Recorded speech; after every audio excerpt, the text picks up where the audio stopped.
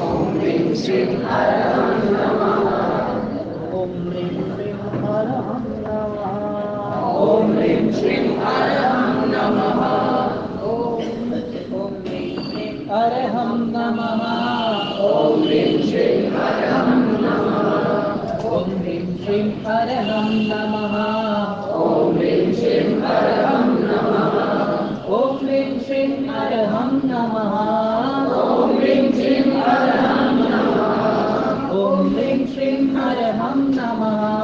ओम ह्रीं श्रीं हरहं नमः। ओम ह्रीं श्रीं हरहं नमः। ओम ह्रीं श्रीं हरहं नमः। ओम ह्रीं श्रीं हरहं नमः। ओम ह्रीं श्रीं हरहं नमः। ओम ह्रीं श्रीं लगे इसे प्यासी लगे, या तो फिर प्यासी लगे कि भूख लगे ही नहीं। ये क्या संभव है? एक सूरज भी उगता है, निकलता है, तो उसकी रोशनियों के साथ वो सबको काम पे लगा देता है। क्या परिवर्तन नहीं है? ये परंपरा है कुदरत की। यहाँ परिवर्तन आना ही आना ही आना है। एक संसार का भी परिवर्तन है। जिस परिवर्तन में आप पीछे जाओ 20 साल पहले, 25 साल पहले जाओ, परिवर्तन कौन सा आया संसार में? धन कम था तो बढ़ गया, बढ़ गया तो कम था। शारीरिक प्रतिकूलता बढ़ गई या कम हो गई? पुण्य बढ़ा या कम हुआ? आयुष्य बढ़ा या कम हुआ? बुद्धि बढ़ी या कम हुई? परिजन बढ़े या कम हुए? अनुकूलता का आकर्षण बढ़ा या कम हुआ? धर्म क्रिया बढ़ी या कम हुई? ये सब 20 साल पहले की और अभी इतना फासला, इतनी जो यात्रा हुई उसकी सोच बनाओ। बात इतनी है कि इतने सारे मूलभूत परिवर्तन आए, लेकिन एक ही परिवर्तन संसार में नहीं आया, वो है संयोग के पीछे दीप छिपा हुआ है। वो परिवर्तन कभी नहीं आएगा। संयोग मूला जीवे, पत्ता दुख परंपरा। आपने दुख पाया नहीं है, छोड़ दो बात। आप लोग लग रहा है नहीं पाया है, पीछे उसकी पूरी सेना तैयार है, टूट पड़ेगी चारों ओर से। फिर आप देखो दुख किसे कैसे। ज्ञानियों ने कहा संयोग जो मिला है वो दुख की परंपरा वाला यदि है तो दुख ना आए उससे पहले चांस जो मिला है उसे उठा दो। जो वर्तमान में भी चांस है, दुख नहीं है इसकी वजह से, वो चांस के लिए तुम तैयार हो जाओ। तुम खा सकते हो, पी सकते हो, देख सकते हो, चल सकते हो, बैठ सकते हो, उठ सकते हो, सोच सकते हो। तुम्हारे पास सब अनुकूलता है, चांस है। वो दुख ऐसे नहीं आए जिसके हिसाब से आप पागल हो, आपको कैंसर हो, आपका पैर टूट जाए, आपका हाथ कट जाए, आपको 200-500 शुगर हो, आपको कटाना पड़े आंखों के सामने, आप अपाहिज नहीं हो जो चल नहीं सकते, आप अंधे नहीं हो जो देख नहीं सकते, आप परेशान नहीं हो बुजुर्ग बुढ़ापे से 90-80 साल के जो खटिया में पड़े रहना, खाना पीना नहीं है। आपकी परेशानी, आपकी दुविधाएं इतनी ज्यादा नहीं है, आपकी अनुकूलता है। दुख के महासागर अभी बाकी है, दुख की पूरी फौज आपके पीछे लगी है, लेकिन आई नहीं है। आपका गोल्डन चांस, पत्ता दुख परंपरा। लास्ट 25 साल वर्तमान का ये जीवन और भविष्य के दुखों की परंपरा दूर करने की आपकी एक लक्ष्य वृत्ति। आप केंद्र बिंदु तय करो, मेरी अनुकूलता यानी कि मेरा संयोग वो मुझे कहां ले जा रहा है। मेरे पास जो भी है उसका उपयोग क्या हो सकता है। आपके पास जो भी है उसकी मालिकी कितने देर तक की आपकी है। आपके पास यदि कुछ है तो आपका कितना बल लगा के आप उनका आनंद और अधिकार आप भुगत सकते हो।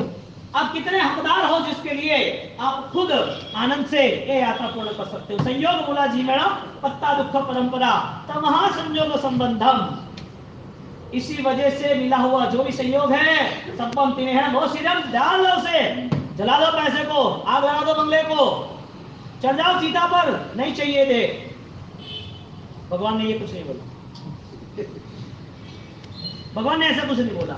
जो दुख की परंपरा है उस दुख को देख के ये दुख देने वाला है, बस इतने अलर्ट है, जागरूक हॉस्पिटल, ये दुख देने वाला है। अब उसका तरीका क्या है जो मेरा दुख दूर हो सके। मैं धनी हूं, मैं विचारक हूं, मैं क्रियाकलाप में आगे मैं आचारक हूं, मैं शायद आगे बढ़ के विचारों के सहारे परमात्मा के मंदिरों के सहारे आराधक हूं, मैं आराधक हूं, विचारक हूं, या फिर मैं संसार पालक हूं, कुछ भी हूं, लेकिन मैं नहीं हूं। खरीदा गया हूँ, संसार ने मुझे खरीद लिया है, हर वक्त उनके पीछे मुझे लगना है, हर वक्त वो परेशानियों से जुटना है, हर वक्त उनके पीछे पाप ही करना है, और जब पाप का सैलाब खड़ा होगा तब मेरे पाप के अंदर कोई भागीदार नहीं रहेगा। एक टैबलेट भी कोई लेने वाला नहीं है बुखार की, मौत के साथ तो नाता छोड़ ही दिया, वो बात भूल जाओ। आप अपनी 10 पीढ़ियों को याद नहीं कर रहे, आपको कौन खाक याद करेगा? 10 पीढ़ी तक के आप आगे की कोई चीज को याद नहीं करते। आपके बुजुर्ग, आपके जो भी वडील है, वरिष्ठ है, जो भी आपके ऊपर है, समाज में शायद 10-15 पीढ़ी पर जिसने काम किया वो भी याद नहीं रहे। करीबी का रास्ता हम ढूंढते हैं। अब किसके सहारे जीवन?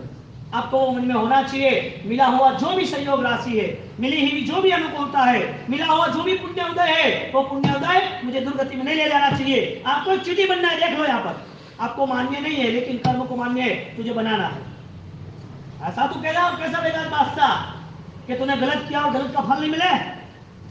ऐसा तो कौन व्यक्ति है? प्रभु महावीर को भी यहाँ पर पेमेंट क्लियर करना पड़ा है। मेरा कर्मों को कभी शर्म नहीं है, मेरे साथ रहा, मेरा पेमेंट क्लियर किया, अब मैंने उनको नहीं छोड़ा, तू क्या है? कुछ नहीं है। अब किस नशे को लेकर जी रहे हो? किस टाइटल को लेकर जी रहे हो? किस अवार्ड, पद प्रतिष्ठा, किस सिंहासनों की यात्रा, कौन से अहंकार के साथ रहना है? 1 मिनट में बिखर जाओगे बादलों की तरह, कोई मतलब नहीं है। जल्दी नहीं है, आराम से जाना है। 2-4 और 200 500 बजाओ, एक आध अवसर पड़ी, 2-4 अवसर पड़ी बन जाए, उसके बाद जाइए। हाँ, क्या परवाह है। मोक्ष में आप मोक्ष की बातें करते हैं, मोक्ष में जाना है, मोक्ष में ये होता है, मोक्ष में वो होता है। मैं कहता हूँ मोक्ष यही है। आप यहीं अपनी आत्मा को मोक्ष पा सकते हैं। आप संतोष वृत्ति लाकर यहीं मोक्ष को प्राप्त कर सकते हैं।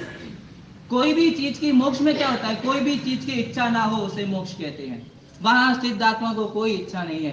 आप यहाँ अपनी सारी इच्छाओं को प्रतिबंध लगा दीजिए, आप यहाँ अपनी सारी इच्छाओं को बंद कर दीजिए, तो आपका मोक्ष मैं कहता हूँ यही हो जाएगा। आप साक्षात मोक्ष में ही बैठे हैं। मगर नहीं, हमारी इच्छाएं कभी परिपूर्ण नहीं होती। लाख कमा लिया तो 2 लाख कमाना है, 2 लाख कमा लिया तो करोड़ कमाना है, करोड़ कमा लिया तो अरबों कमाना है। पिपली बाजार में रहते थे तो गुमास्ता नगर आ गए, गुमास्ता नगर से भी पलासिया जाएंगे। क्यों? पैसे बढ़ गए। सही बात है कि नहीं? तो आप कभी परिपूर्ण अपने आप को समझे नहीं। जिस दिन आप अपने आप को परिपूर्ण समझ लोगे, आपकी इच्छाएं खत्म हो जाएंगी, उस दिन से आपका मोक्ष यही हो जाएगा। एक छोटा सा बहुत अच्छा मैं एक दृष्टांत आपको सुनाता हूँ, इसके बाद मेरे गुरुदेव आपको उनकी वाणी सुनाएंगे। एक बहन थी,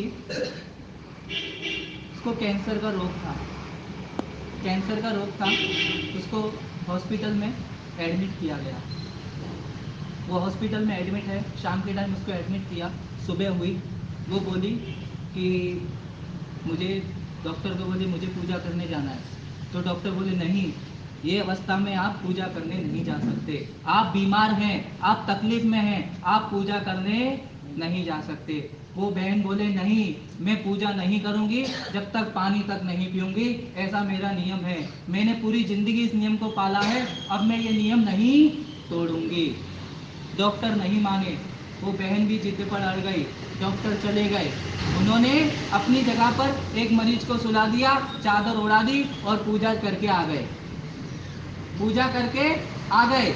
उनको जब शाम को दवाई दी जाती रात को दूध के साथ, तो वो बोलती नहीं, मुझे दवाई नहीं खानी है, मुझे दवाई नहीं खानी है, क्योंकि मैं आजीवन चौबियार कर रही हूँ, मेरा नियम टूट जाएगा। वो दवाई लेती और ऐसे फेंक देती। बस 1 महीने तक उन्होंने रोज पूजा की और रोज चौबियार किए। कहाँ? हॉस्पिटल के अंदर, क्योंकि उन्हें रोग की चिंता नहीं, राग की चिंता थी। और आपको अपने रोग की चिंता है, राग की चिंता नहीं है। वो बहन 1 महीने बाद घर आती हैं और अपने पति देव को बोलती हैं कि मुझे आदिनाथ दादा से मिलना है। किससे मिलना है? पति देव बोलते हैं अरे तू बेवकूफ हो गई है, अभी तो तू 1 महीने एडमिट हो गया है और तू आदिनाथ पाली थाना जाने की बात कर रही है। हाँ हाँ, मैं पाली थाना जाने की बात कर रही हूँ, मुझे पाली थाना जाना है, मुझे आदिनाथ दादा से मिलना है। बहुत जिद कर दी है। पति उसको बोलते नहीं नहीं नहीं, बोलते आप समझो। फिर पति सोचता है शायद इसकी आखिरी इच्छा हो तो पूरी कर दूं, क्या पता मर गई तो आखिरी इच्छा भी रह जाएगी और मेरे पीछे भटकेगी इसकी आत्मा। आज बोलते हैं ना कि जिसकी आखिरी इच्छा रह जाती है उसकी आत्मा भटकती है, ऐसा हम लोग सोचते हैं। तो वो सोची कि आत्मा भटकेगी, इसके लिए इससे अच्छा इसको पाली थाना ले जाओ। वो पाली थाना ले जाते हैं, तलेटी तक पहुंचती है। वो तलेटी दर्शन करती है, चैतवंदन करती है, उसके तो ऊपर देखती है। कहाँ? शिखर पे।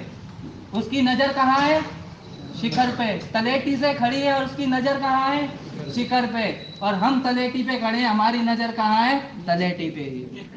हम कभी शिखर तक पहुंचना नहीं चाहते, हम कभी मोक्ष तक पहुंचना नहीं चाहते। अगर आप मोक्ष तक जाना चाहते तो उसके लिए प्रबल पुरुषार्थ आप जरूर करते, मगर आपने कभी पुरुषार्थ ही नहीं किया। बस 2-4 क्रिया कर ली। आपने क्या सोचा? सामायिक प्रतिक्रमण 2-4 क्रिया से मोक्ष मिल जाएगा? नहीं। जब तक समभाव, जब तक समता भाव, जब तक सम्यक भाव नहीं आएगा, जब तक आपकी कोई क्रिया आपको मोक्ष नहीं दे सकती। जब तक आपको क्रिया के बारे में ज्ञान नहीं होगा, जब तक आपकी क्रिया व्यर्थ है। ऐसा महाउपाध्याय यशो भगवंत ने कहा है, मेरे वचन नहीं है। कल आपने सच्चाई भी सुनी थी, उसमें आ गया था ये बात। तो वो बहन बोलती है मुझे ऊपर जाना है। उसके पतिदेव बोलते नहीं नहीं, ऊपर नहीं, तेरी हालत देख, तू 4 कदम चल नहीं सकती है, तू ऊपर कैसे जाएगी? वो बोलते नहीं मुझे जाना है, बहुत जिद करती है, रोती है। ऊपर से एक महात्मा पधार रहे होते हैं। तो पतिदेव महात्मा को बोलते हैं कि महात्मा आप ही कुछ समझाइए इसको, ये मान नहीं रही है, ये जिद कर रही है, मुझे ऊपर जाना है, मुझे दादा से मिलना है, मगर आप कुछ समझाइए। तो महात्मा भी उस औरत की हालत देखते हैं, सोचते ये तो बहुत बीमार है, ये ऊपर कैसे जाएगी? तो उसको समझाते, बहन आपने दर्शन कर लिए गिरिराज के, आपका जीवन धन्य हो गया, आपने यहीं से आप चले जाओ, आप अच्छा रहेगा।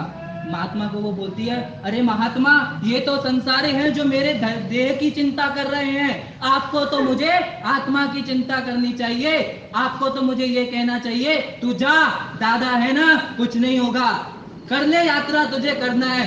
आप ऐसा कह रहे हैं, आपको तो मेरे भावों को बढ़ाना चाहिए, आपको मेरा उत्साह बढ़ाना चाहिए, मगर आप तो मेरा उत्साह कम कर रहे हैं। वो बहुत जिद करती है। महात्मा बोलते ठीक है भाई, जैसी तेरी इच्छा, जा। वो बहन यात्रा करने चली जाती है। 1 यात्रा, 2 यात्रा, 3 यात्रा, 4 यात्रा। किसको? कैंसर की औरत है वो, 1 महीने एडमिट रह के आई है। 4 यात्रा, 5 यात्रा, 6 यात्रा, 7 यात्रा छठ करके, 24 छठ करके वो 7 यात्रा करती है वो कैंसर की बहन। कितनी यात्रा करती है? 7। जब उसको लोग कहते हैं कि तुमने क्यों की, तुम्हारी तबीयत ठीक नहीं थी, ऐसा था वैसा था, बहुत लोग उसको कहते हैं। वो कहती है मैंने आजीवन धर्म किया, मैंने आजीवन भगवान को माना, मैंने आजीवन भगवान की आज्ञा पाली, मैंने हर दिन भगवान को संभाला, क्या 2 दिन दादा मुझे नहीं संभालेंगे? अरे संभालेंगे, दादा तो सबको संभालते हैं, उसको संभाल दिया। जोने दर्द बधे हूँ मौत नहीं मांगू, वरी छल्या श्वास सुधी हूँ धर्म नहीं त्यागू, हूँ धर्म नहीं त्यागू, रहे भाव समाधि मां, एवी अंतिम पड़ दे जो, मारी विनंती मानीने, मने आटलो वर दे जो। वो बहन कैंसर की हालत में 24 कर सकती है, वो बहन कैंसर की हालत में छठ कर से राज यात्रा कर सकती है। आप सब तो इतने हष्ट पुष्ट हैं, फिर भी आप कुछ नहीं कर सकते, फिर भी आप 24 नहीं कर सकते, आप प्रतिक्रमण नहीं कर सकते, आप सामायिक नहीं कर सकते, आप पूजा नहीं कर सकते। अगर आपको मरते वक्त समाधि चाहिए तो आज से उसकी नींव बोना पड़ेगी, आज से उसकी शुरुआत करनी पड़ेगी। कुछ लोग कहते हैं मरेंगे जब धर्म कर लेंगे।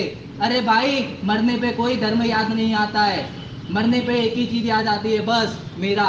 एक व्यक्ति मरने पे था, हॉस्पिटल में एडमिट, मरने की कुछ घड़ियां उसकी बाकी हैं, तो वो बोलता है अरे मेरा लड़का कहाँ है, ये रहा, अरे मेरा पोता कहाँ है, ये रहा, अरे मेरा वो कहाँ है, ये रहा, अरे मेरी डिग्री कहाँ है, अरे ये रही, अरे मेरी पत्नी कहाँ है, ये रही, सब यही है। हाँ, अरे तुम सब बेवकूफ हो, वहां दुकान पर कौन है?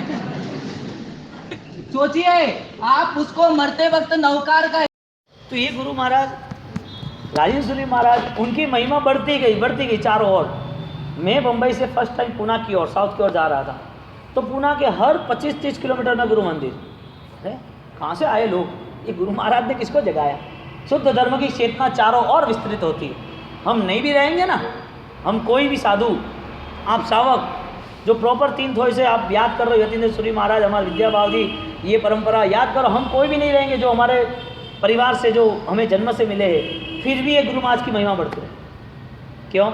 उसके दृष्टिकोण में पावर था, उसके सप्तभंगी दृष्टिकोण में सामर्थ्य था।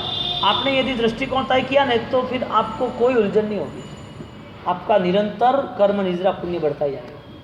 लेकिन आपने किसी को ये क्यों, ऐसा क्यों, गलत क्यों, वो आदमी अंध है विचारों का। सप्तभंगी और 466 समस्तरण यानी इतनी अच्छी व्याख्या की है, मैं इतना कल लिखते लिखते आनंदित हो गया। गतौ सम्यक एकत्र गमनम, गतौ सम्यक एकत्र गमनम इति समवसरणम।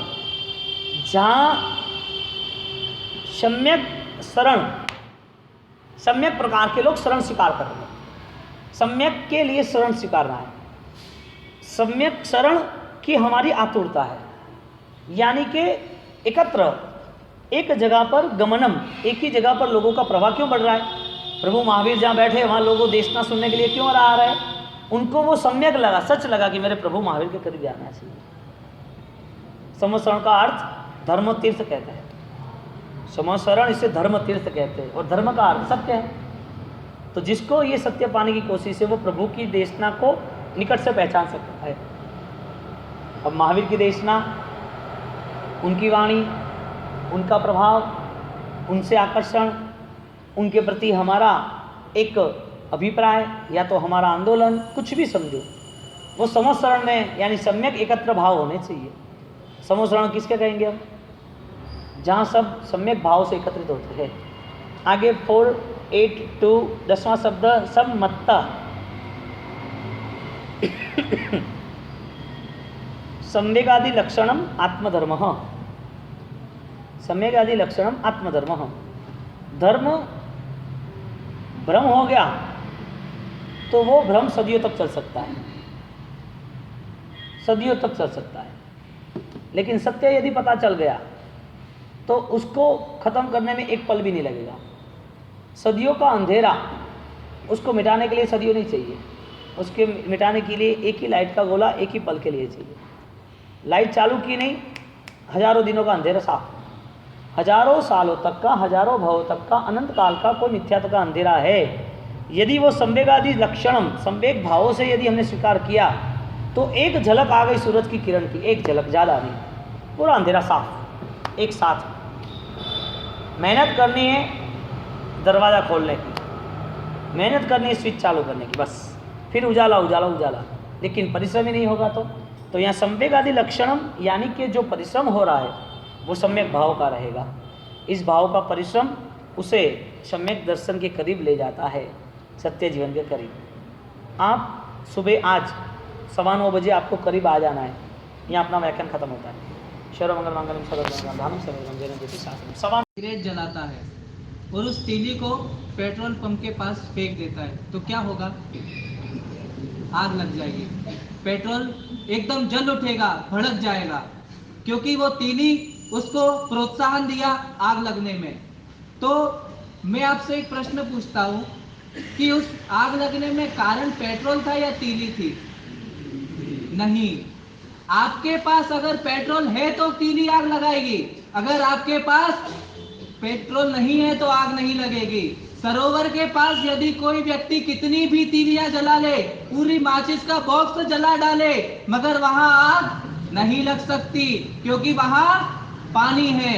इसी तरह हमारे जीवन में कषायों की आग जल रही है, चारों तरफ भड़के बढ़ रहे हैं, क्रोध, मान, माया, लोभ, चारों कषाय हमको दिन रात खा रहे हैं और हम उसको शांत नहीं कर रहे हैं। जरा सा छोटा निमित्त मिला कि हमको क्रोध आ जाता है। घर पे बीवी ने नहीं सुना तो क्रोध आ गया, घर पे बच्चों ने नहीं सुना तो क्रोध आ गया।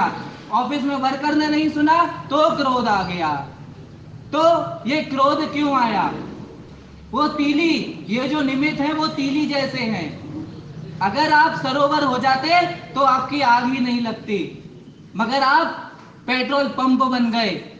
पेट्रोल पंप बने रहे तो आप जलते रहे जलते रहे जलते रहे, और सरोवर बन जाते तो खुद तो ठंडे होते, उस तीली को भी ठंडा कर देते। तो हमें कभी कोई भी कषाय आए, कोई भी चिंतन आए, कोई भी मान आए, कोई भी लोभ आए, तो हमको सरोवर बनना है। सरोवर कैसे बनाएंगे हम, ये पता है आपको? नहीं पता। बुद्धि रूपी जो दिमाग है उसको हम ठंडा कर देंगे। आपको गुस्सा आया, आपको किसी कर के ऊपर गुस्सा आया, आप 2 मिनट मौन रहे, आप जो 2 मिनट पहले जो तीव्र आवाज से जो बोलने वाले हैं वो 2 मिनट बाद आपकी नॉर्मल आवाज आ जाएगी। या आपके कोई प्रसंग बन गया, आपका कोई कर्मचारी है उसने गलत कार्य कर दिया, अब आप उसको उसी दिन बोलेंगे तो आप उस पर बहुत आक्रोश से बोलेंगे, और वही आप उसको दूसरे दिन बोलेंगे तो आपका क्रोध शांत हो जाएगा, और क्रोध शांत हो जाएगा तो आपके कर्म उतने बंद कम होंगे। मगर हम क्या करते हैं, कोई भी चीज पे डायरेक्ट रिएक्शन ले लेते हैं। बस क्रोध आया, बाहर निकाल दिया। वो आपने बाहर निकाला, आपको लगता है कि आपने वो क्रोध को बाहर निकाला, मगर वो क्रोध बाहर नहीं निकला, वो और नए क्रोध को आपके अंदर जमा कर दिया। उसने और नए क्रोध को क्या किया, जमा कर दिया। यानी वो परंपरा चलती रही चलती रही चलती रही। आप उन कषायों से कभी मुक्त नहीं हो सके, इसीलिए आप ये संसार के परिभ्रमण में घूमते रहे घूमते रहे घूमते रहे। एक भाई थे, वो आते हैं गुरु भगवान के पास, बोलते कि भाई गुरु भगवान मुझे गुस्सा बहुत आता है, मैं क्या करूं? तो गुरु भगवान ने उसको पूछा कि भाई आपको गुस्सा क्यों आता है? अरे बोलते बीबी मेरा नहीं सुनती, बच्चे मेरा नहीं सुनते, ये मेरा नहीं सुनता, इसलिए मुझे गुस्सा आ जाता है। तो बोले तुम उनकी क्यों चिंता करते हो? तुम ऐसा सोचो कि मुझे उनसे कुछ लेना ही नहीं है, वो मेरे कोई है ही नहीं। तुम सिर्फ सरोवर बन जाओ, तीली अपने आप बुझ जाएगी। एक सकलारत में गाथा आती है, कमठे धरणेंदे च स्वचितम कर्म कुर्वन्ति, लगभग सभी को आती होगी। भगवान जब काउसर में खड़े हैं उस वक्त कमठ वो उसका कर्म कर रहा है, भगवान को तकलीफ दे रहा है, भगवान को मार रहा है, भगवान पे उपसर्ग कर रहा है, और दूसरी बाजू धरणेंद्र भगवान की भक्ति कर रहा है, भगवान के उपसर्गों को दूर कर रहा है। हमको मगर वो क्या सोच रहे हैं, भगवान स्वचितम कर्म कुर्वन्ति, उनके उनके उचित कर्म है वो कर रहे हैं। कमठ का जो उचित कर्म है वो कर रहा है, धर्मेंद्र का जो उचित कर्म है वो कर रहा है, सब अपने अपने उचित कर्म कर रहे हैं, इससे मुझे क्या लेना देना है। तो इसी तरह हम संसार में कोई भी घटनाएं घटती हैं, कोई भी कार्य होते हैं, अगर किसी ने व्यक्ति ने गलती की तो ये मत सोचो वो गलत है, ये सोचो कि उसके कर्म होंगे, उसने गलती कर दी। लड़का फेल हो गया तो ये मत सोचो कि वो पढ़ा नहीं, ये मत सोचो, ये सोचो कि शायद उसका ज्ञानावर्ण कर्म होगा इसलिए वो नहीं पढ़ पाया। तो नहीं तो आप हर परिस्थिति में मेंटली डिस्टर्ब रहोगे, हर जगह आप हमेशा परेशान रहोगे, आप हर जगह बौखलाए हुए रहोगे, आप अपने अंतरात्मा के लिए कुछ नहीं कर सकोगे। क्योंकि जब तक कषायों की अग्नि आपके अंदर जल रही है तब तक कोई भी धर्म सार्थक नहीं है। चंड कौशिक ने पूर्व भाव में कषाय किया तो वो क्या बना, सांप बना, पूरे जंगल में सभी जीवों को मार डाला।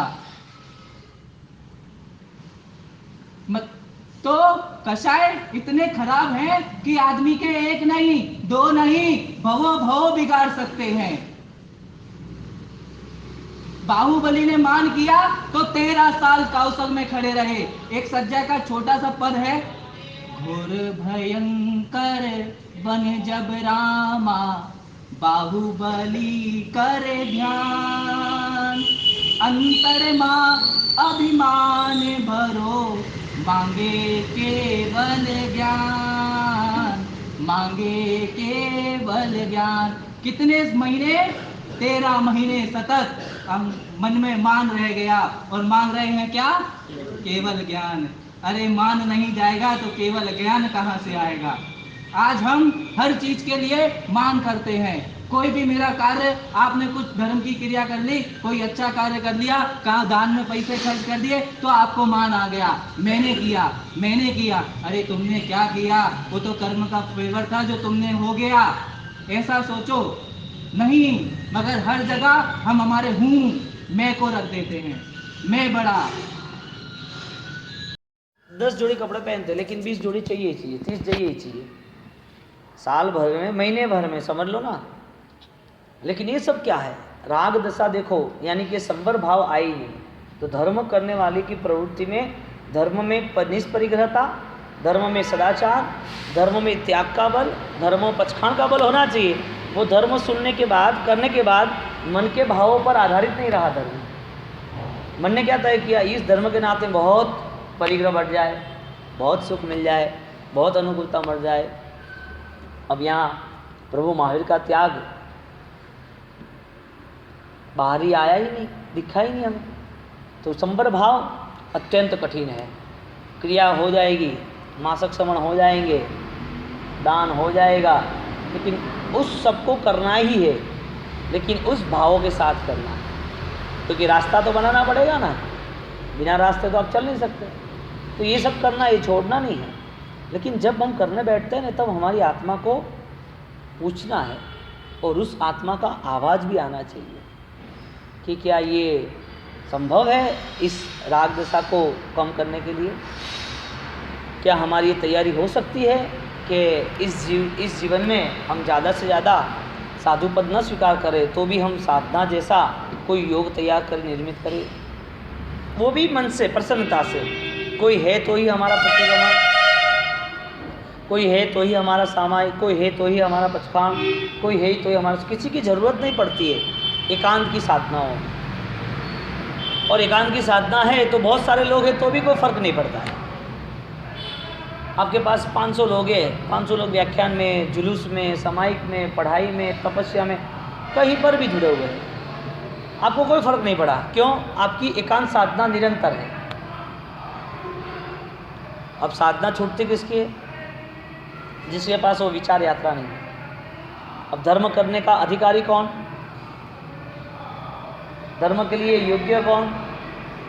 यदि हमने ये अभी नहीं माना, नहीं किया, तो हमारा भविष्य भी क्या? देखो, धर्म में प्रवेश करना कितना कठिन है। हम उपाश्रय में प्रवेश कर सकते हैं, मंदिर में कर सकते हैं, धर्म में प्रवेश करना, क्रिया से प्रवेश हो जाता तो कितना आसान सौदा था। क्रिया से प्रवेश हो जाता, कितना आसान सौदा था। खरीद लिया, मूल्य दे दिया, बात खत्म। ये मूल्य इतना सामान्य, धुएं की तरह बिखर जाए, पता ना चले कब ये क्रिया चली गई, कब ये भाव चले गए, कभी संसार की रखड़पट्टी शुरू, पता ही नहीं चले। हम इतना आसान सौदा कर लिया कि इस हिसाब से हमने हमारी भविष्य की आत्मदशा को देखा ही नहीं। हमें यहाँ वो भाव लेके जाना है। नए भाव का ठिकाना नहीं, नया भाव कौन सा होगा पता नहीं है, कहाँ जन्म होगा, कैसे होगा, क्या करेंगे, वो भी कुछ पता नहीं है। बस परमात्मा से ये प्रार्थना कि इस जीवन में एक शुभ भाव की अद्भुत अखंड धारा की प्राप्ति हो जाए। बस वो सम्यक दर्शन की प्राप्ति करनी है। वो सम्यक दर्शन से मेरे मन में, मेरे परिणाम में इतनी निर्मलता आ जाए, इस संसार में कोई भाव ही मुझे छुए नहीं।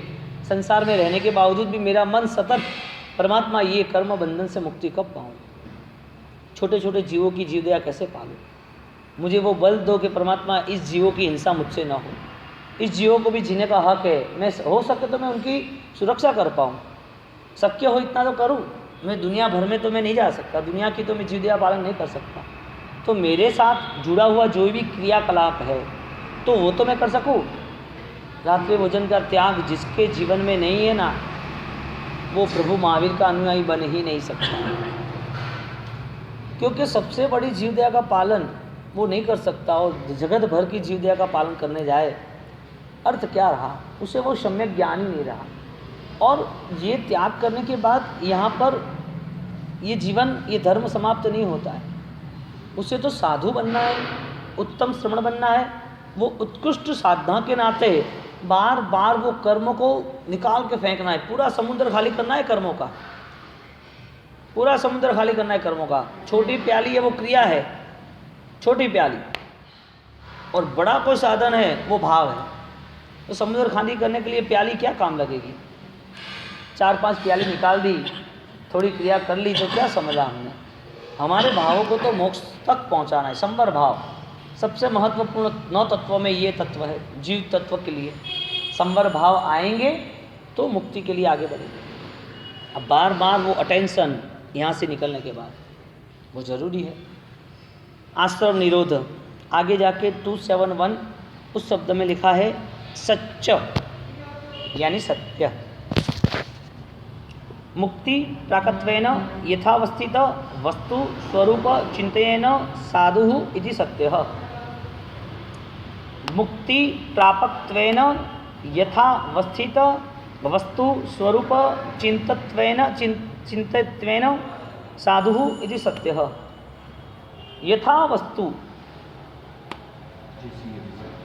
प्रापकत्वेन, महत्व की बात, यथावस्थित वस्तु स्वरूप, यथावस्थित जो जैसा है वो वस्तु को ऐसे स्वीकारना, और वो स्वीकार के वो चीज़ मुक्ति के प्रायोग्य है या नहीं, ऐसा मुझे एहसास हो रहा है कि मुक्ति के लिए मुझे सहायक बल है, ऐसा चिंतन करके वो साधना में आगे बढ़ता है, साधु यानी साधक।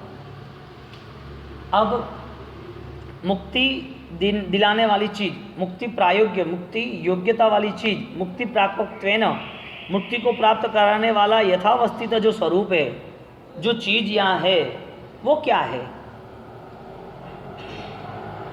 मुक्ति दिलाने वाली चीज़ क्या है इस दुनिया में?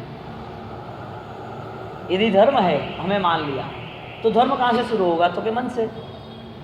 हाँ, मन है तो मन कहाँ रहेगा? देह में बोलोगे तो मुर्दा है, उसमें कहाँ है? गहरी सोच में जाना पड़ेगा। मन कहाँ है? हमने बोला धर्म क्या है, तो मन में। मन कहाँ? देह में है, तो मुर्दे को है? मुर्दे को तो नहीं है, तो फिर मन कहाँ है? मनुष्याणाम, जो मन है उसे हम यहाँ पर संस्कार कहेंगे। हाँ, तो मन वो मीडिएटर है जो हमारी चेतना को जागरूक करे। मन वो मीडिएटर है जो अच्छे विचारों को आमंत्रण देके अच्छे भाव तक ले जाएगा, अध्यात्म का प्रकटीकरण करेगा। अब मन है तो मन को क्या चाहिए? भाव के लिए भाव यूं ही प्रकट नहीं होंगे। मन के पास वो इन्फॉर्मेशन चाहिए, लॉट ऑफ इन्फॉर्मेशन, वो अधिकतम जानकारी चाहिए। वो जानकारी कौन सी चाहिए? मुक्ति प्रापकत्वेन, मोक्ष के लिए उपयुक्त हो ऐसी जानकारी चाहिए। अब सम्यक ज्ञान रहित वो आदमी अब चलता है आगे, अंधेरे में चलता रहता है बिना ज्योत लेके, ठोकर खाएगा। ज्ञान की ज्योत वो लेके चलेगा तो 2, 4, 5 फुट में भी यदि वो प्रकाश जाएगा तो 5 फुट की यात्रा नहीं कराएगा। जिस वक्त वो आगे आगे निकलता जाएगा, हजारों कदम आगे निकलता जाएगा। दीपक का प्रकाश हजारों कदम तक नहीं जाता है, 5 कदम तक जाता है, लेकिन उसका पुरुषार्थ हजारों कदम का है। बोलो कष्ट पड़ता है। दीपक की सामर्थ्य कितनी? 1000 कदम की या 5 कदम की? इसका सही उपयोग हो तो 5 कदम से भी आगे ले जाएगा, उपयोग नहीं होगा तो वहीं बैठा रहेगा। हर आत्मा सम्यक ज्ञान का, अनंत ज्ञान का मालिक है। हर आत्मा में वो सामर्थ्य छिपा हुआ है, उपयोग नहीं हो रहा है, बस इतनी बात है। मुक्ति प्राप्तत्वेन, उसका उपयोग नहीं हो रहा है, उसको चलना है। चलेगा तो निकलेगा ना आगे। हजारों कदम की यात्रा वहाँ बैठे बैठे होगी। वो बोला कि ये तो 5 फुट या प्रकाश जा रहा है, वो 5 फुट के प्रकाश के बाद मैं आगे नहीं चल पाऊंगा। अरे भाई, कदम तो उठा सही रास्ते पर। परिश्रम के बिना विश्राम कैसे? बिना परिश्रम विश्राम होता है क्या? बिना संघर्ष कोई हर्ष होता है क्या? बिना सामर्थ्य सिद्धि होती है क्या? नहीं होती। यहाँ पर सत्य की खोज, जिसे हम ब्रह्म की खोज करेंगे। तो सत्य क्या है? ज्ञान, प्रकाश, ब्रह्म है, आत्मा है। संसार की व्यर्थ वस्तु को समझने के बाद वो चीज़ों के साथ ऐसे रहना सीखना। सिर्फ मनोदशा के भाव विचारों कि ये कितना मैं अंदर गिर जाता हूँ, इसके पीछे इतना पागल क्यों बनता हूँ, इसके पीछे मेरा ये भाव क्यों अशुभ बन जाता है, बार बार कमर का बंधन क्यों होता है, क्या ये जीवन मुक्ति के लिए था या संसार के लिए था? तो ये धर्म भी उसके लिए बन गया ना। आपके जैसे भी थॉट्स क्लियर हो जाएंगे, आपके विचार जैसे आपको मार्गदर्शन देना शुरू कर देंगे, वो विचार के नाते आप तुरंत ही जीवन परिवर्तन की ओर निकल जाओगे। यानी आपका जो जीवन वर्तमान में है वो जीवन कल नहीं होगा। वो एक चलनी जो एक लोरी के सहारे हमने सब मन को खुश करने के लिए तय कर दिया। सेक चलने की भी लोरी होती है, यानी कि संगीत में भी खुश रहते इंसान, क्योंकि जो वास्तविक नहीं है उसको ही वास्तविक मान लेना, वो भ्रामक दुनिया, वो भ्रामकता, वो आपको दृष्टि दे सकता है, दृष्टिकोण नहीं दे सकता है। आपके पास वो पूंजी है, यानी कि वो चाबी है जो आप बड़े खजाने के, बड़ी विरासतों के मालिक बन सकते हो। आपके पास वो दृष्टि है जो आपके जो राजपथ आपको सामान्य दिख रहे थे, वो राजपथ अब आपको दिव्यता और भव्यता से भरे हुए दिखेंगे। लेकिन वो सम्यक विचारों की श्रृंखलाओं के साथ जुटना वो आसान नहीं है। यानी कि शायद हमें चरण यात्रा मिल जाए और आचरण यात्रा भी मिल जाए, लेकिन विचरण जो यात्रा है शायद बिना रास्तों के आसमान में बहुत लंबा विचरण हो सकता है। दिशा नहीं है आसमान में, कोई भी आसमान में कोई मंजिल भी नहीं है, लेकिन जो उठना है वो आनंद, वो सीमा रहित है। सीमा बांधी नहीं आसमान ने, फिर भी एक व्यक्ति वो यदि आचरण सीख भी लेता है तो शायद समाज, शास्त्र, परिवार उसे अच्छा आचरण दे सकते हैं। लेकिन गुरु ने भी यदि आचरण दिया तो गुरु जगह नहीं पाएंगे, यानी कि सपनों से बाहर नहीं जाएंगे। गुरु आचरण नहीं देते हैं, गुरु विचरण देते हैं। विचरण यानी जागना, होशपूर्ण जीवन यात्रा सिर्फ और सिर्फ वो गुरु से ही प्रदत्त है।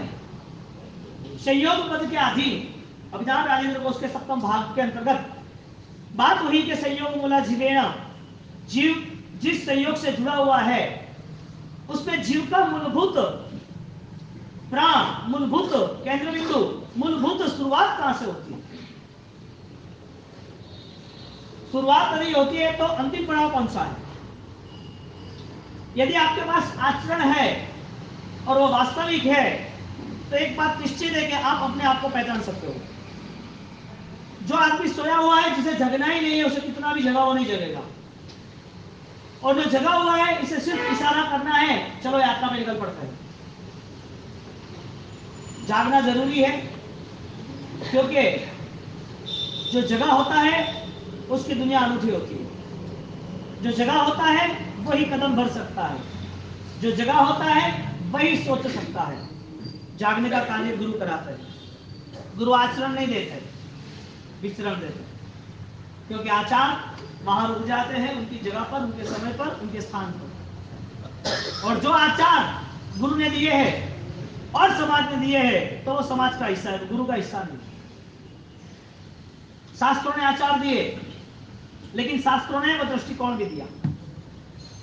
ज्ञानियों ने हमारे यहाँ आचार्यांक सूत्र के अंतर्गत आसवा से परिसवा, परिसवा से आसवा, जो चीज इंसान को यदि दलदल भटकाती है, पीड़ा परेशानियों के गर्तों में डाल देती है, बार बार आर्त ध्यान, रौद्र ध्यान से पीड़ित होकर, मन से चंचलित और चलित होकर मन से इतने दुखी होते हैं कि उसे हर वक्त असंतुष्टि की आग में जलना ही पड़ता है।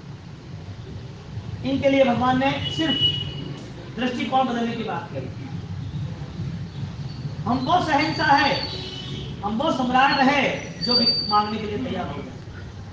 है सम्राट, लेकिन भिख मांगने के लिए तैयार हो गए। हमारे पास वो कुंजी की चाबी है जो मां अपार धनराशि को हमें मिला सकती है, लेकिन वो कुंजी का हमें ध्यान नहीं। हमारे अंदर छिपी हुई आत्मा, कर्म से, संयोग से बंधी हुई आत्मा, इस संसार के पुद्गल से बंधी हुई आत्मा, जिस संयोग, जिस योग, जिस युक्तियों से, हम जिस व्यवहारों से या तो हम कोई कार्यकलापों से यदि कोई भी परिस्थिति का निर्माण करते हैं तो उसमें एक ही सोच निश्चित है, क्या हम जागे हुए या सोए हुए। हमारी धारणा जो विचारों से सम्मिलित होती है तब वो ध्यान पल्लवित हो जाता है, विकस्वर हो जाता है। कल हमने ध्यान का एक छोटा सा प्रयोग किया। उस प्रयोग में बार बार हमें आगे निकलना है, क्योंकि विचार ज़्यादातर हमें ही नुकसान करता है और हमें ही मुनाफा यानी कि प्रॉफिट करता है। हमारे विचारों में क्या क्या है वो हमको ही जांचना है, और हम सही या गलत है वो हम तय करेंगे तो हमें परम समाधि का रास्ता, जब हमारे करीब मृत्यु आएगी, जब इस देह का वियोग होगा, जब ये पूरा संसार छोड़ने की हमारी तैयारी होगी, तब हमें पता चलेगा कि किस विचारों से मुझे इस दुनिया को छोड़ना है। यदि गलत विचारों से छूट गया तो वापस गलत ही मिलने वाला है, सही से छूट गया तो सही मिलने वाला है। इसमें दुनिया भर के जितने भी हमने तीर्थ यात्रा की, देवगुरु धर्म की भक्ति की, कोई भी हमने अनुष्ठान किया, लेकिन अंतिम समय वो हमारे पूरे जीवन की घोषणा है। हमारा पूरा जीवन कैसे व्यतीत हुआ वो हमें अंतिम समय पता चलेगा। तो हम वो प्रयत्न करें सुख के बाद सुख मिलने का। तो हमारे पास यदि कोई धर्म है तो वो धर्म के नाते मानसिक स्तर पर कितनी शांति का अनुभव, कितने जीवों के प्रति करुणा प्रेम, पूर्ण व्यक्तित्व में कैसे मैत्री भाव की प्राप्ति, वो सब हमें तैयारी करनी है। तो विचारों के नाते करना पड़ेगा।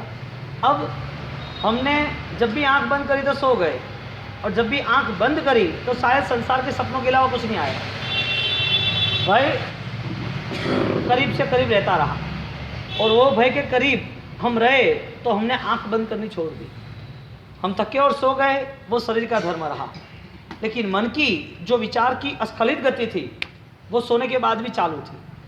शरीर थका तो शरीर ने आराम किया, मन ने आराम कहाँ किया।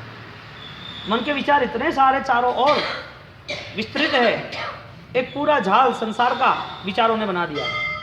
और विचारों के झाल के पीछे हम ऐसे जुड़े हैं जो हमें पता ही नहीं है कि आत्मा जैसी कोई वस्तुगत उपस्थिति है, और उस उपस्थिति के नाते हम ये ध्यान का प्रयोग करेंगे। तो हम चार स्टेप्स, जो चार चीज़ों को हम इतने महीनों से जो दोहरा रहे, उसकी मैं आपको पूर्ण रूप से आज माहिती दे देता हूँ। सुख के बाद सुख। आपके पास कुछ भी हो वो पुण्य है, लेकिन पुण्यानुबंधी पुण्य, यानी आपका जो सुख है ना वो आपके भविष्य के लिए, आपके आत्मा के लिए उपकारी बना। आपको ये सब छोड़ के जाना है। ये जगत सबके लिए यही नियम है। भगवान को भी ये सब छोड़ना था, देह के साथ भी। तो ये नियम के पीछे मेरा जीवन का कोई नया नियम शुरू होना चाहिए। तो वो नया नियम कि मेरी आत्मा में दर्शन, ज्ञान, चारित्र, आर्दवता, मार्दवता, निर्लोभता, निष्परिग्रहता, ऐसे गुणों का कोई नया विकास हो, नया संकनाल हो। तो हमें वो विचारों से चेक करना है कि मन में कितनी घृणा, कितना क्रोध, कितना दंभ, कितनी माया, कितने लोगों के प्रति, कितने को हमको फंसाने की व्यवस्था, किन के प्रति हमने पूर्व के भावों में, पुरानी जिंदगियों में, कई सालों पहले क्या क्या किया, वो सब आंखों के सामने आएगा। आपकी परीक्षा हो रही है विचारों की। आप कमजोर हो गए तो विचार आपके पर हावी हो जाएंगे। आप बलवान हो गए तो विचारों को मित्र बना के साइड पे कर दोगे कि विचार अभी तो मत आ। आपका कॉन्सेप्ट तैयार हो गया, मुझे मेरे देव गुरु धर्म का ही एक संयोजन करना है, संयोग करना है। तो विचार के नाते आपकी शुद्धि बढ़ जाएगी। तो पहला, सुख के पीछे सुख। दूसरा, सुख के पीछे दुख। सुख तो है लेकिन मन व्यथित है। क्यों? बंगला नहीं है, गाड़ी नहीं है, इसके लिए नहीं। वो व्यक्ति ने ऐसा क्यों कहा, वो व्यक्ति मेरे से आगे क्यों, उस व्यक्ति को ये नहीं होना चाहिए, ईर्ष्या भाव, निंदा भाव, ये सब क्या है? मन का दुख है। सुख तो है लेकिन सुख पाने की, सुख कैसे यूज हो, सुख के साथ कैसे रहे, वो हमें रहन सहन आती नहीं, हमें जतन नहीं आता है। तो सुख के बाद दुख है, यानी कि सुख प्राप्त करने वाला व्यक्ति वो दुखी बार बार रहता है। हाँ, सुख तो है लेकिन दुखी रहता है बार बार। तो सुख मिलने के साथ साथ सुख ही मिलना चाहिए, वो विचारों के नाते। सुख द्रव्य मिला है फिर भी विचारों से दुखी है। विचारों से इतने सारे लोग दुखी है, ईर्ष्या के भाव से, मेरे उससे ज़्यादा मेरा बढ़ जाना चाहिए, ये इतना आगे निकल गया, मैं कब निकलूँगा, उसकी दुकानदारी चल रही है, मेरी क्यों नहीं चल रही है, उसका कभी कोई भी जोड़ कर दो, टोटका कर दो, ख़त्म कर दो। ये कितनी रुग्ण चित्त, कैसा ये मन जो अपने खुद को यहाँ सब कुछ छोड़ के जाना है, फिर भी यही दुनिया के बाहर वो निकलता नहीं है। ऐसा कैसा कादव का कीड़ा वो वहीं पड़ा रहता है। तो सुख के बाद दुख रहा, यानी सुखी आदमी को जो चीज़ नहीं मिली है तो मिला हुआ सुख भी उसे अच्छा सुख तो नहीं दे रहा है, लेकिन जो नहीं मिला है वो भी दुख दे रहा है। दोनों साइड से दुख, सुख ने भी सुख नहीं दिया, जो सुख नहीं मिलने वाला उसकी तड़पन, उसकी अभिक्षा, आशा, लालसा, वो भी दुख। तो सुख के बाद दुख निर्मित हुआ। तो मन ने बार बार पापों को ग्रहण किया, प्राणातिपात, मुस्सावाद, अदत्तादान, सब पाप एक साथ खड़े हो गए। तो चारों ओर पापों की ये भ्रमणा, जो पापों का झाल, वो चारों ओर घेर लिया। अब हमारे मन में जिन जिन के प्रति कोई द्वेष भाव है, मिथ्या भाव है, उसको हम समय याचना करेंगे, हमें माफ़ कर दो। तो हम पर्वाधिराज पर्व पर्युषण को यदि उत्सव के नाते स्वागत करना चाहते हैं तो हमारी मानसिक तैयारी वो हमारी प्राथमिक भूमिका है। देह की तैयारी तो कंटिन्यूटी है, कॉमन हो गया। मन से हम कहाँ परिशुद्ध हुए? मन से जो शुद्ध होने के लिए क्षमापना पर्व, क्षमा वाणी, जिसके लिए हमारा जीवन आज यदि कोई प्राप्त कुछ कर सकता है तो एक जीवन की नई उपलब्धि है। जीना कितना है आप क्या समझ रहे हो? पुराना जीवन जितना है उतना जीवन आगे चलेगा, जो है वो ही अपना रहेगा, कुछ तय नहीं है। आराधना का उत्सव मनाना है, आराधना करीब आ रही है, पर्व हमारे लिए हर किसी के लिए है, लेकिन वो सूर्य की किरण जो दरवाज़ा खोलेगा उसके घर पे आएगी।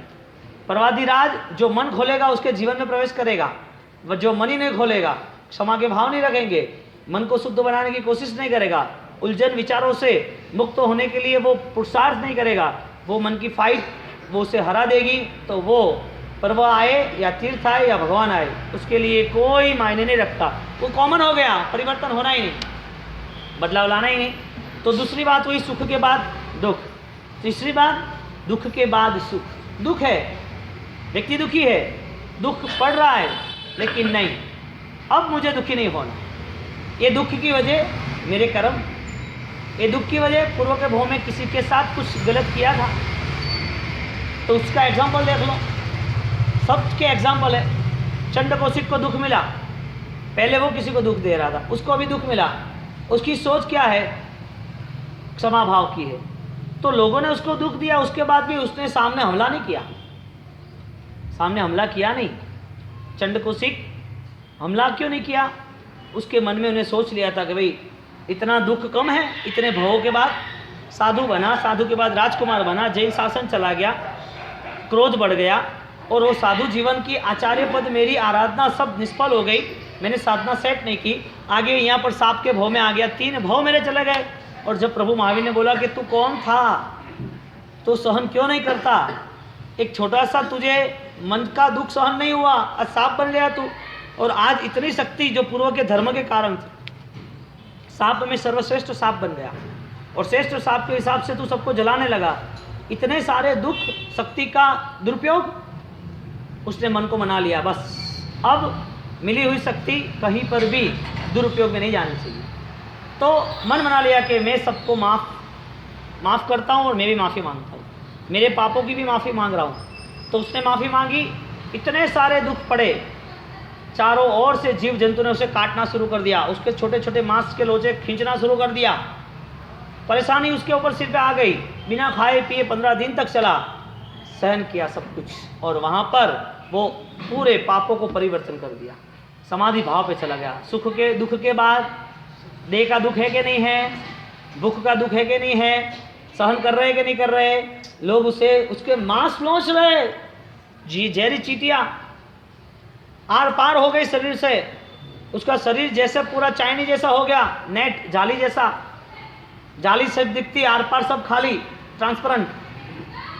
अब ऐसे देह में इतनी शक्ति होने के बावजूद भी मन बना लिया, बस बहुत हो गए कर्म के बंधन, अब नहीं करना। दुख मिला है तो अध्यात्म के सुख की चिंता करो, दुख मिला है तो किसी को दुख देने की चिंता नहीं करनी। हमें दुख किसी और ने दिया, वो भी दुखी हो जाए।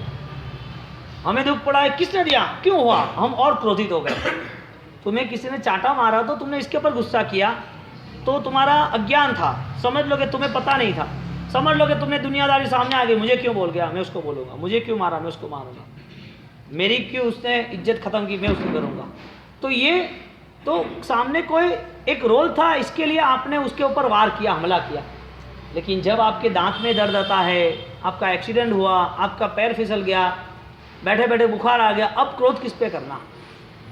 क्रोध करने वाला रहा ही नहीं, क्रोध जिस पे होता था वो है ही नहीं, अब आप किसके ऊपर क्रोध करोगे? बुखार आया तो किसके ऊपर क्रोध करना? यहाँ से उतरते पैर फिसल गया और वहाँ हो गया, पूरा पाटा बांधना पड़ा और प्लास्टर करना पड़ा, किस पे क्रोध करोगे? बैठे बैठे पैरालिसिस हो गया, किस पे क्रोध करोगे? मेमोरी लॉस हो गई, किस पे क्रोध करोगे? खड़े नहीं हो सकते, किस पे क्रोध करोगे? खाना खा नहीं सकते, शुगर हो गया है, किस पे क्रोध करोगे? ये सब क्यों? अब क्रोध करो। क्रोध वो हमारा स्वभाव बन गया था, इसके लिए वो क्रोध को कोई भोजन चाहिए, तो भोजन के लिए कोई भी सामने आ गया तो क्रोध अंदर से बाहर आ गया। अब अंदर है क्रोध, लेकिन भोजन नहीं मिल रहा है, तो क्रोध शांत है, जब मिलेगा तब और आगे फटेगा। इसके अच्छा ये है, अग्नि को लकड़े देने, इससे अच्छा लकड़े ही नहीं देने, अपने आप शांत हो जाएगी। क्रोध वो अग्नि है, और उसे ये दुनियादारी सामने आती है तो सुख के बाद, अरे दुख के बाद सुख, चंडकोशी, सुख के बाद सुख का दृष्टांत शालिभद्र समझ लो। बहुत सुख था, आत्मा का सुख चाहिए तो छोड़ दिया, सुख के बाद सुख, सुख के बाद दुख। सुख है पर वर्तमान में लोगों की कंपटीशन चल रही है, मेरा ये कम है, ये कम है, तो उसको सुख है लेकिन दुखी करने की कोशिश। कई राजा महाराजा, राजा रजवाड़े, सुख बहुत है लेकिन दूसरों को दुख देने की चिंता वापिस है। लालसा बहुत है, ये राजपाट भी पकड़ लूँ, ये राजमहल भी पकड़ लूँ, ये राज सिंहासनों की यात्रा कर लूँ। सुख है लेकिन दुख वाली दुनिया है वापिस। दुख के बाद सुख, चंडकोशिक, तीसरा दृष्टांत। चौथा संसार, दुख के साथ ही दुख। आदमी दुखी है और नए दुख के कार्य करता है। दुखी तो है, इतना दुखी कम है और नया दुख निर्मित करता है कर्म के कारण। तो दुख कॉमन हो गया था, सुख के बाद दुख, ईर्षा, निंदा, क्रोध। दुख के बाद दुख, दुखी देह का, द्रव्य दुखी, देह से, पैसे से, भोजन से, कपड़े से। और वो दुखी हुआ तो अब सोच रहा है चोरी करूंगा तो सुखी हो जाऊंगा, किसी को फंसाऊंगा तो सुखी हो जाऊंगा। तो रास्ते क्यों कौन से अपना है? दुख के कंटे, कांटे, उस रास्ते पर चलने वाला व्यक्ति वो कहे कि मुझे कुछ लगे ही नहीं, कष्ट है न पहुंचे, ऐसा तो मुमकिन नहीं है, संभव ही नहीं है। तो बात ये चली कि ये चार पोजीशन हमने इतने महीनों से सुनी। अब आपके मन में दो तीन, उसमें हम निरअहंकारी ना बन सके। अहंकार की बार बार बात इसके लिए आती है कि अरिहंत तक ना पहुंचने की वजह ये, और आदमी को हर पल, हर वक्त इंसान कहीं ना कहीं अहंकार से घेरा होता है। खून के इतने धब्बे लगे हुए हैं हाथों पर, छोटी मोटी क्रियाओं से कोई वो साफ नहीं होने वाले, इतने पाप करके बैठे। और ये सब अंदर का खालीपन, उसको हमने दूसरे कूड़े कचरों से भर लिया है कि ये होगा तो मिलेगा, ये होगा तो अच्छा रहेगा, ये होगा तो अच्छा रहेगा। निर्धन व्यक्ति, गरीब व्यक्ति ज़्यादा दुखी, सुखी ज़्यादा व्यक्ति, श्रीमंत ज़्यादा दुखी। गरीब के पास तो गरीबाई है ही, धनवान के पास धन होने के बाद भी गरीबाई है। गरीब के पास गरीबाई है, गरीब के पास एक ही स्थिति है, धनवान के पास दोनों स्थिति है। एक को छोटा खड्डा है, एक को बड़ा खड्डा है, और फंसा और गहराई तक गया और दलदल में खो गया। तो जितनी जितनी अंदर संसार की वृत्ति आती है वो मोक्ष के उपाय नहीं है, वो शेर की चाल नहीं है। मोक्ष के उपाय के लिए उसकी चाल इस संसार के मोह के त्याग से निर्मित होती है। और मोह के त्याग के बिना यदि कोई भी अनुष्ठान हुआ, कोई भी धर्म प्रवृत्ति हुई, कोई भी प्रवृत्ति की, तो वो आज नहीं तो कल फलीभूत तो नहीं है। दुनिया लग रही है अपने को, दुनिया में सब दिख रहा है कि अच्छा है, ये निर्मित हो रहा है, इसका ये, इसकी उपस्थितियाँ, इसके पास रही हुई चीज, सामग्री, साधन संपन्नता वो योग्य है। ये सब हमारा भ्रम है। पैड पूरा एक या भिन्न है मूल से, आप बोलेगे भिन्न है, आपकी दृष्टि भिन्न है। इसके लिए बड़ा वृक्ष और जमीन में छिपी उसकी जड़, वो एक या अलग है, आप बोलोगे अलग है। क्यों भाई? एक नहीं है, भिन्न किसने किया? एक जगह पर मिट्टी, एक जगह पर मिट्टी नहीं है, बाकी है तो एक ही। ऐसे इस संसार में हमारी दृष्टि, जो भी अनुष्ठान की आराधना है, उसमें एक स्पष्ट हमारा ख्याल होना चाहिए, दृष्टिकोण जिसे कहते हैं। क्योंकि आज नहीं तो कल ठोकर लगने वाली है। जिंदा को नहीं लगेगी, मुर्दा को लगेगी। जिंदा को लगेगी तो कर्म लगाएगी, व्यक्ति नहीं लगाएगा तो व्यक्ति को मोक्ष के उपाय के लिए, अपनी साधना के बल के लिए उसने अंदर कहाँ जांचा, परखा क्या मिला। परमात्मा से प्रार्थना करते हैं। ये चंदनबाला और उसकी एक अच्छी ट्यून है। इसकी ट्यून की शुरुआत ये होती है, पगला पाड़ो नेक बार, पगला पाड़ो नेक बार, मारा जीवन ने सुनी पग था, मारा जीवन ने सुनी पग था, पगला पाड़ो नेक बार। पगला पाड़ो यानी कि प्रभु आपको आमंत्रण दे रहे, आप पधारो। आप क्यों नहीं हमारे यहाँ आते, हमारे जीवन में आप पधारते क्यों नहीं? ये आमंत्रण कौन देते हैं? चंदनबाला। अब देखो, इतने सारे जीवन में आदमी ने कुछ पाया हो, उसका इतिहास, और आगे जाके उसकी ही फलश्रुति मिली। बाकी तो इतने सारे इंसान इस पृथ्वी पर जन्म लेते हैं और मर भी जाते हैं। किसी को कोई गणना नहीं। अपने छोटा परिवार है, उसमें वो सोचता रहता है मेरे ये पिता हो गए तो क्या हुआ? तो यहाँ विदा होने के लिए थोड़ी आए हैं, यहाँ तो अमर बनने के लिए आए। विदा तो सब लोग हो गए, जन्म के बाद मृत्यु तो निश्चित है। तो इस जीवन में हमारे पास ऐसा कौन सा बल निर्मित होता है जो हमें, हमारी आत्मा को सुकून दे वाला हो? तो परमात्मा से प्रार्थना की, आप पगला पाड़ो, अब मेरे यहाँ पधारो।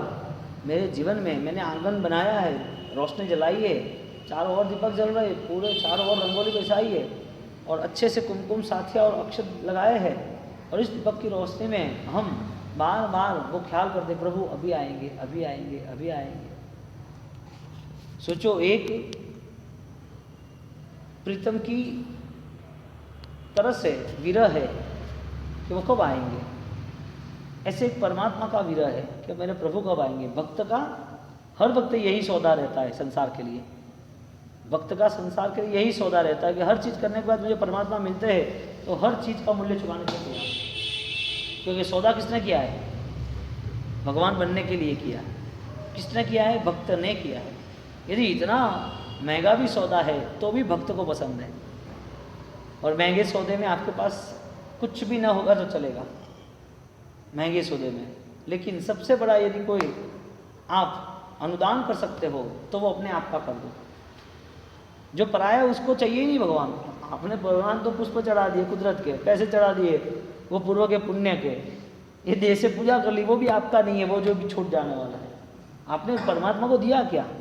दे दिया, फूल दिए, केसर दिए, जल दिया, मिठाई दी, पैसा दिया, चढ़ाया क्या परमात्मा को? अंदर खालीपन है, इसके लिए हमने बाहर का सब बंदोबस्त कर दिया, और जितना बंदोबस्त हुआ उसमें परमात्मा का अवतरण भी नहीं हुआ।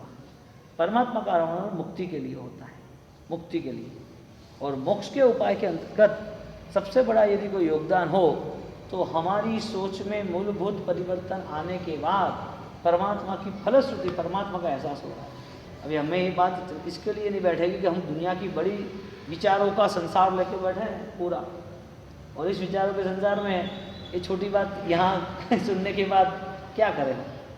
यहाँ पर सिर्फ छोटा रास्ता बताया कि कितना राग का त्याग, कितना मोह का मारण, मोह के लिए कितना विस्मरण तैयार है। जो चीज़ नाशवंत है उसके लिए हमारी पूर्व तैयारी क्या है। यदि सम्राटों के लिए धन भी कम लगता है और नया धन पाने के लिए वो धन को छोड़ने की उनकी अभिलाषा हो जाती है, और पूरी दुनिया पीछे पड़ती है, धन नहीं छोड़ो, राजपाट नहीं छोड़ो, परिवार नहीं छोड़ो, अब पद प्रतिष्ठा क्यों छोड़ रहे हो, ये मत करो आप।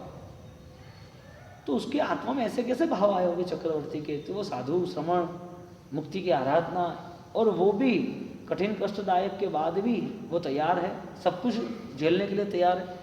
ऐसा कैसे मन तैयार हुआ होगा? ये भाव आने कठिन है, ये भाव आने ही कठिन है। आप एक पेड़ लगाकर, एक पेड़ के बीज की जतन कर कर उसको वृक्ष बनाकर, शायद ऐसे 100 पेड़ लगाकर 20 साल तक उसका जतन करके ऐसी हरियाली या ऐसा अच्छा सा एक बड़ा सा वन यानी कि बड़ा सा जंगल बना सकते हो, छोटा छोटे छोटे 20-25 पेड़ करके। शायद ये सब जतन करना सरल है, इसको संभालना भी सरल है। जतन कर सकते हो पेड़ का, पौधे का, देह का, परिवार का, पैसे का, बनाई हुई घर का, लाई हुई गाड़ी का, गहने का, सबका जतन, सबकी सुरक्षा कर सकते हो। लेकिन आपके पास जतन करने के लिए परमात्मा भक्ति के भाव ही नहीं है, उसका जतन असंभव हो गया। तो धनवान के लिए धन फीका पड़ गया। ऐसा क्यों? पद की गरिमा अब उसे दिखने लगी कि इसमें कुछ नहीं है। और आप देखो दुनियादारी कितनी विपरीत, कितनी मूर्ख है। जिसको सूली मारते हैं जिंदा नहीं, उसको मुर्दे होने के बाद सिंहासन में बिठा दे। प्रभु महावीर को उपसर्ग करने वाली जनता, और प्रभु महावीर को वापिस सिंहासन में बैठाए, मर जाओ बाद में सिंहासन में बैठाएंगे। आप देखो जीसस को मारा, बुद्ध को मारा, सबको, जो भी साधक बने दुनिया उसके पीछे पड़ गई, क्योंकि दुनिया को ये चाहिए ही नहीं।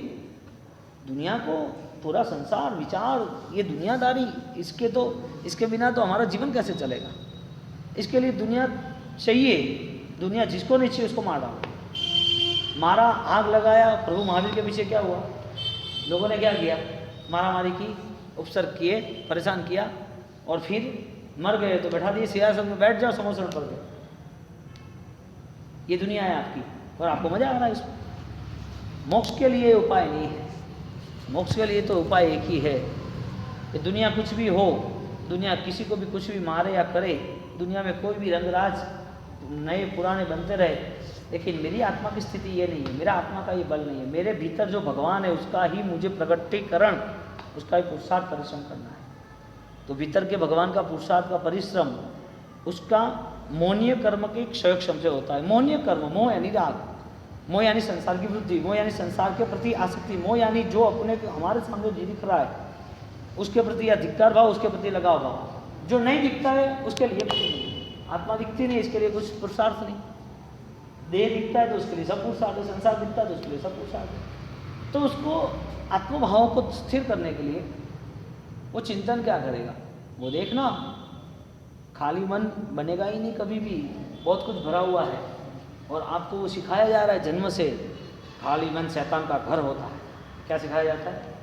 भर दो ना वो, लेकिन परमात्मा से क्या वो सिखाया जाता है? खाली मन शैतान का घर होता है, व्यस्त रहो बस। 15 आज हमारा विषय है शेर की चाल। हमने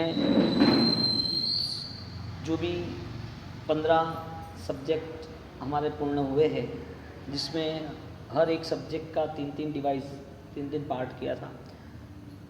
आत्मा है, आत्मा नित्य है, कर्म का कर्ता आत्मा है, कर्म का भोक्ता आत्मा है, मोक्ष है।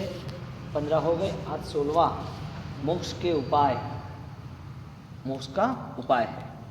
तो यानी कि मतलब आपकी जो भी यात्रा हो रही है, उस यात्रा को मुक्ति की यात्रा है, यानी कि वो निर्भय व्यक्ति ही कर सकता है, भयवान व्यक्ति कभी भी नहीं कर सकता। और संसार में निर्भय यदि कोई हो तो वो है शेर। सिंह भयवान नहीं बनता है कभी भी। यानी कि साधक कभी भी भयभीत नहीं रहता है। साधक यानी जो मोक्ष के उपाय को ढूंढने की कोशिश कर रहा है। तो मोक्ष के जो भी उपाय है उसमें हमारे यहाँ गुरु महाराज ने 2 शब्द बताए बहुत अच्छे से। वो भी उपाध्याय जी, यशोवी जी महाराज ने भी बताए। दोनों को कंबाइन करें साथ में तो बात ये है कि दर्शन ज्ञान चारित्र की जो आराधना है वो मोक्ष का उपाय है, ये हमें पता है। लेकिन इसे हम थोड़ा ढंग से सूक्ष्म तल से देखने जाए कि जो मोक्ष के उपाय के लिए यदि चारित्र जीवन बताया, श्रावक जीवन बताया, यदि निर्भयता बताइए, तो मोक्ष चीज़ क्या है? उसको प्राप्त करना है कि जो है उसे प्रकट करना है। प्राप्त करना यानी बाहर से कुछ आपको लेके आना, जो आपका नहीं है उसका मालिकी बनने की कोशिश करना। प्रकट यानी कि जो आपका ही है लेकिन आपको वो खोजना है, वो मालिकी का भाव। तो बात ये बनी कि मोक्ष के उपाय के अंदर, मोक्ष का उपाय यानी क्या? वो बाहर की यात्रा या अंदर की यात्रा, बाहर से कोई प्राप्त करना या प्रकट करना। तो प्राप्ति का जो क्रम है उसके लिए सिर्फ हमें रास्ता बताया कि आपका भविष्य क्या हो सकता है, आपकी जीवन शैली में परिवर्तन क्या हो सकता है। तो एक बार एक व्यक्ति वो गांव से निकल रहा था, उसके मित्र भी साथ में थे। तो रात का समय था और एक चीज़ को ठोकर लग गई, वो थी इंसान की खोपड़ी। वो था गांव का मरघट, स्मशान। तो मरघट से आगे निकला। अब निकलने के बाद वो आगे चलता रहा, लेकिन जो खोपड़ी को पैर लग गया उसने खोपड़ी उठा ली। अब मजे की बात, मित्र लोग परेशान हो गए, अरे ऐसा क्यों करता है, खोपड़ी तो उठाई लेकिन उसको सिर लगा, यानी कि पैर उसको वंदन किया। फिर वो घर पे लेके आ गया। लोगों ने बोला कि तो पागल हो गया, इससे क्या समझा है, खोपड़ी को उठा ली और सुबह शाम वंदन नमन दर्शन कर रहा है। भगवान के करने चाहिए, ये सब तो नहीं होता है। तो उसके मित्र ने बोला कि ऐसे क्यों कर रहे हो आप। तो उसकी वजह है, बहुत सारी वजह है, लेकिन नहीं करना चाहिए, अच्छा नहीं है। आपने इसको उठाया क्यों। तो कि देख ये है ना, इसको मैंने, यदि ये खोपड़ी वाला व्यक्ति जीवित रहता ना तो मुझे काट डालता, मार देता। इसके लिए मैंने माफ़ी मांगी उससे, मुझे माफ़ कर दे भैया। सिर झुकाया।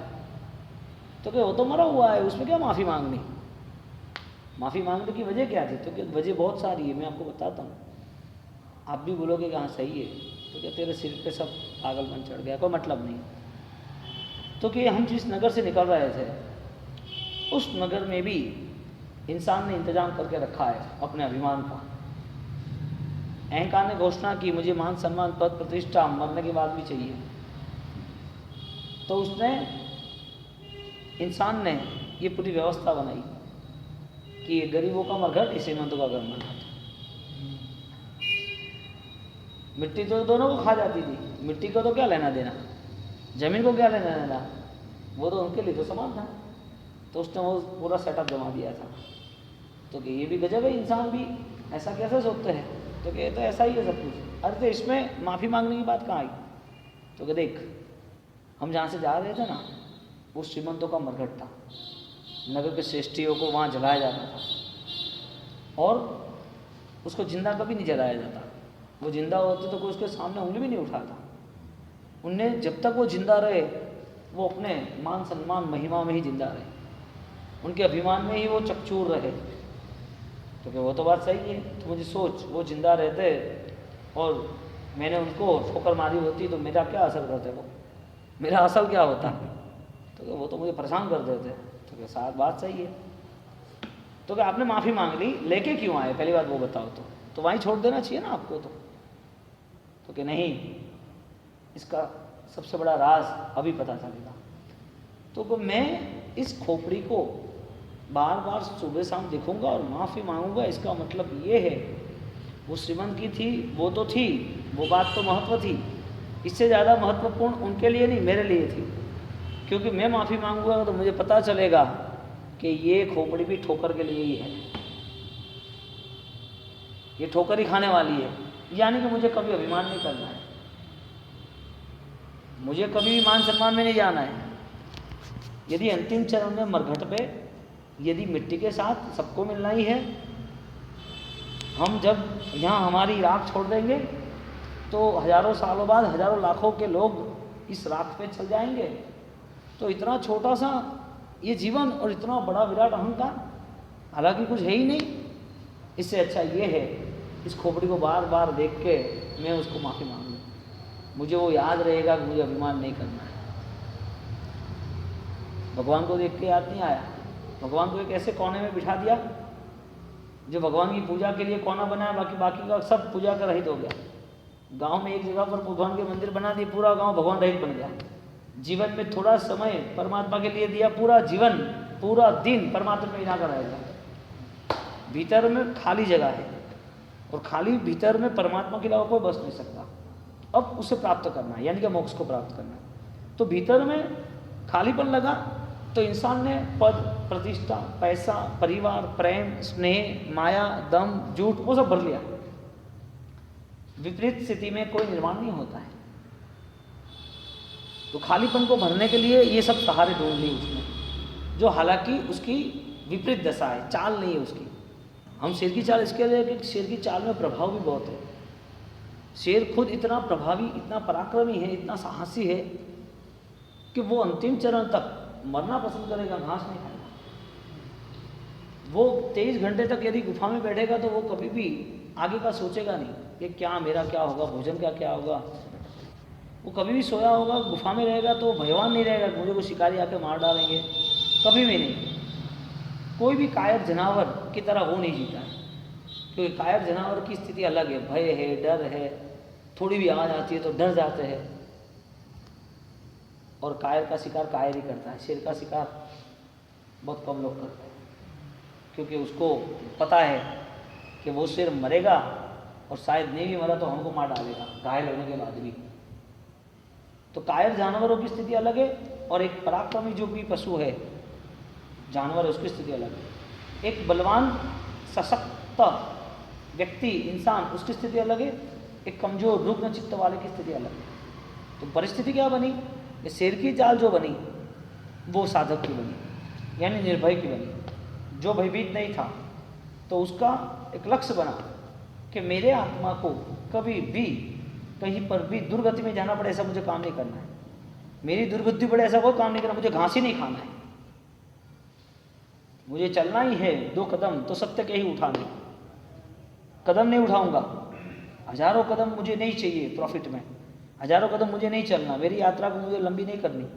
गलत कदम उठा के मैं कहाँ जाऊँगा, कदम तो सही उठाएंगे। यानी कि वो साहसी आत्मा संवेग आदि धर्म को, सत्य धर्म को स्वीकारेगा। सत्य धर्म करना है, छोटा सा भी करेंगे लेकिन सही ढंग से करेंगे। गलत धर्म तो नहीं सब पकड़ लेंगे, हजारों दिनों तक हम गलत धर्म करते रहेंगे लेकिन हमारे में वो सक्षमता नहीं आएगी। तो जो शेर का जो पराक्रम है वो साधक का पराक्रम है। और शेर की अंतिम स्थिति पर लड़ने के बाद भी वो कभी डरता नहीं। बड़े जानवर होते हैं ना, कितना बड़ा हाथी होता है फिर भी भिड़ जाता है। ऐसे साधक कितना भी बड़ा दुख होता है लेकिन भिड़ जाता है, वो कभी भी डरता नहीं है। साधक ठंडी से, गर्मी से, शरीर के रोगों से, अपमान से उसके पीछे पड़ गया तो वो तो फंसा, उसके पीछे लग गया तो। सिंह वृत्ति कहते हैं शेर की चाल, सिंह की वृत्ति यानी उसकी परिस्थिति। तो भीतर खाली है और उसको भरना है, तो भीतर कौन आ सकता है, कौन समा सकता है? जो विपरीत है वो कैसे समझ सकता है? जो तुम्हारा नहीं है उसे अपना मान के उसे भरोगे कैसे? तो भीतर परमात्मा को लाना है। अब परमात्मा के बिना कोई रह भी नहीं सकता, जो भी रहता है वो कम समय पे रहता है। और रिक्त खालीपन वो जिसको भी परेशान करता है कि मेरे परमात्मा नहीं है, तो उसकी खोज शुरू हो जाती है। यानी कि विपरीत को दिखता नहीं। व्हाइट बोर्ड हो और व्हाइट चौक से लिखे तो दिखाई क्यों दिखाए? व्हाइट बोर्ड है और व्हाइट चौक से लिखना, व्हाइट कलम से लिखो, नहीं दिखेगा। अब व्हाइट पेपर ले लो और उस पर व्हाइट पेन से लिखो, विपरीत। आपने गलत कर दिया, बोर्ड ब्लैक चाहिए था तो निहार आए, निखर आए। हमने क्या कर दिया? क्रॉस कर दिया, हमने गलत कर दिया। लिखना था ब्लैक से, लिखना था ब्लैक पर, लेकिन दोनों क्रॉस हो गए। अब हमारे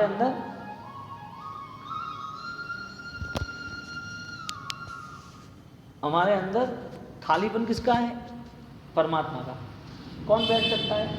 परमात्मा ही बैठ सकता है। और हमारे जीवन में परमात्मा को बिठाने के लिए हमारे पास कौन सी ज्ञान चारित्र की आराधना है? नथिंग।